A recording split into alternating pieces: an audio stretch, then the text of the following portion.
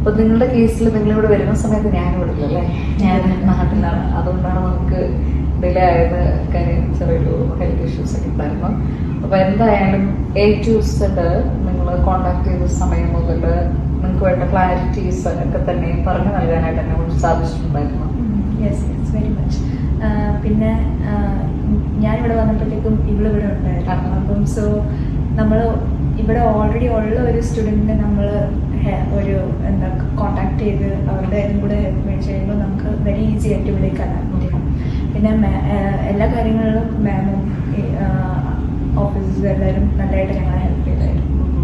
University സൈഡിൽ നിന്ന് നിങ്ങൾ ഇവിടെ വരുന്ന സമയത്ത് നിങ്ങൾക്ക് ഓറിയന്റേഷൻ കിട്ടിയിട്ടുണ്ടായിരുന്നു, അത് ഓൺലൈനിൽ കിട്ടിയായിരുന്നോ? ഓൺലൈനിലായിരുന്നു അല്ലേ? ഓക്കെ, കാര്യം നിങ്ങൾ TRP കിട്ടി.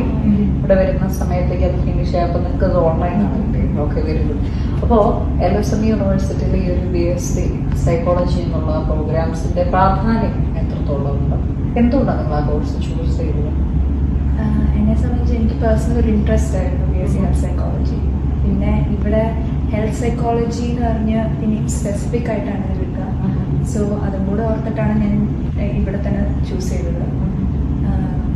So personally it was my personal opinion to go for it. Okay.